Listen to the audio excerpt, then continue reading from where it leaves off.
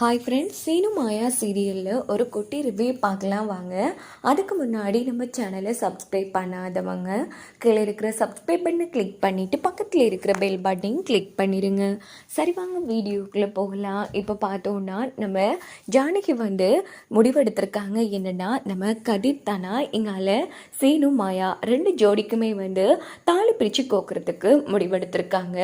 இன்னொரு பக்கம் நம்ம சீனுவும் நம்ம தனாவும் சம்மதம் சொல்லியிருக்க மாட்டாங்க. ஆனால் மாயா ஒரு வழியாக சீனு வாயாலேயே எனக்கு இந்த தாலி பிரித்து கோக்குற சடங்குக்கு சம்மதம் அப்படின்னு சொல்ல வச்சிட்றாங்க. எப்படின்னா, நீ மட்டும் இதுக்கு சொல்லலைன்னா உன் காட்டில் எனக்கு வெளிப்படுத்துருவேன்னு பயப்படுற அப்படின்னு உடனே சீனுவும் சரின்னு சொல்லுவாங்க. இந்த பக்கம் கதிர் தனா கிட்ட, நான் உன்னோட லைஃப்பில் இன்னும் ஒரு மாதம் உன் லைஃப்ல இருந்தே போயிடுவேன், இந்த சடங்குக்கு மட்டும் சம்மதிச்சிரு, ஜானகி ஏத்த பாவம் அப்படின்னதும் தனாவும் கதிர்கிட்டேருந்து சத்தியம் வாங்குறாங்க, என்னை விட்டுன்னு ஒரு மாசத்தால பிரிஞ்சு போயிடணும்னு.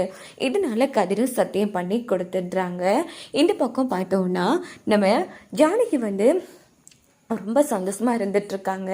எப்படியோ பசங்க எல்லாரும் சம்மதிச்சிட்டாங்க அப்படின்னு. இன்னொரு பக்கம் பார்த்தோன்னா நம்ம லிங்கம் தனா ஃபேமிலி அவங்க என்ன திட்டம் போடுறாங்கன்னா, நம்ம கதிருக்கு ஏதாச்சும் ஆயிடுச்சுன்னு கேள்விப்பட்டா கண்டிப்பாக நம்ம தனா சடங்கு நடக்கிற இடத்துல இருக்காமல் நம்ம கார்த்திக்கு பார்க்க வந்துடுவாங்க. அது எப்படின்னா, கார்த்திக் தான் இப்போது திட்டம் போட்டிருக்காங்க. தான் தப்பான முடிவு எடுத்ததா சொன்னால் கண்டிப்பாக தனா எல்லாத்தையும் தூக்கி எறிஞ்சிட்டு கடைசியாக என்ன பார்க்க வருவான்னு. இன்னொரு பக்கம் பார்த்தோன்னா நம்ம மாயா கண்டிப்பாக இப்படி யோசிக்க வாய்ப்பு இருக்குது. இந்த சடங்கு நடக்கிறது தெரிஞ்சா கண்டிப்பாக புவனேஸ்வரியும் கார்த்திக்கும் அமைதியாக இருக்க மாட்டாங்க அப்படின்னுட்டு நம்ம மாயா என்ன பண்ணலான்னா, கண்டிப்பாக மாயா பிரில்லியண்டாக யோசிக்கக்கூடிய கேர்ள். ஸோ அவங்க இப்படி பண்ணால் ரொம்ப நல்லாவே இருக்கும். எப்படியோ கார்த்திக்கோட கேடுகட்ட புத்தி நம்ம மாயாவுக்கு நல்லாவே தெரியும். இதனால நம்ம மாயா என்ன பண்ணணும்னா, ஏற்கனவே தேவிங்கிற பேரில் கார்த்திக்கை ஏமாற்றி பேசிட்டு வராங்க. ஸோ கரெக்டாக மாயா எப்படின்னா நம்ம கார்த்திக்கை டைவர்ட் பண்ணலாம். எப்படின்னா, எப்படியோ எல்லாரும் கோவிலுக்கு வருவாங்க இல்லையா சடங்குக்கு.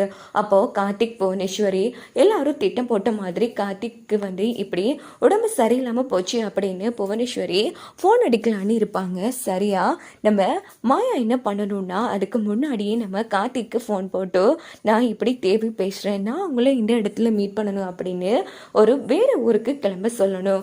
இதனால நம்ம கார்த்திக் எப்படி யோசிப்பாங்கன்னா, இப்போது இல்லாதவளை நம்பி நாம் என்ன பண்ணுறது, இவளையாச்சும் கரெக்ட் பண்ணலாம் அப்படின்ட்டு கண்டிப்பாக கார்த்தி தேவியை பார்க்கறதுக்காக வேறு ஊருக்கு கிளம்புவாங்க. இதனால நம்ம புவனேஸ்வரி போட்ட திட்டமும் கொலாப்ஸ் ஆக வாய்ப்பு இருக்கு. கண்டிப்பா மாயா இப்படி பேசி கார்த்திகை டைவர்ட் பண்ணாங்கன்னா எந்த ஒரு பிரச்சனையும் இல்லாம இந்த தாலி பிரிச்சு கோக்குற சடங்கு நடக்கவும் வாய்ப்பு இருக்கு. எப்படியோ மாயா நல்லபடியா இந்த தாலி கோக்குற சடங்கை ஜானகி ஆசைப்பட்ட மாதிரி நடத்தி முடிக்கணும். அதே மாதிரி புவனேஸ்வரி மூஞ்சில கறி பூசணும். முக்கியமா இப்போ தாலி பிரிச்சு கோக்குற ஃபங்க்ஷன் நடந்தாலே நிரந்தரமா ஆயிடுவாங்க நம்ம மாயா. அதுக்கப்புறமா எப்படியாச்சும் நம்ம தனாவோட ஃபோட்டோஸ் எல்லாமே இருக்கு இல்லையா நம்ம கதிர்கிட்ட கார்த்திக்கிட்ட, அதை பிரில்லியண்டாக அவங்க தேவி மாதிரி நடிச்சு இப்படி ஒரு திட்டம் போட்டு நம்ம கார்த்திகை டைவர்ட் பண்ணால் கண்டிப்பாக இந்த தாலி பிரித்து கோக்குற சடங்கும் நல்லா நடக்கும்னு நினைக்கிறவங்க மறக்காம உங்கள் கருத்து சொல்லுங்கள். வாங்க வெயிட் பண்ணி பார்க்கலாம் என்னெல்லாம் நடக்கும்னு.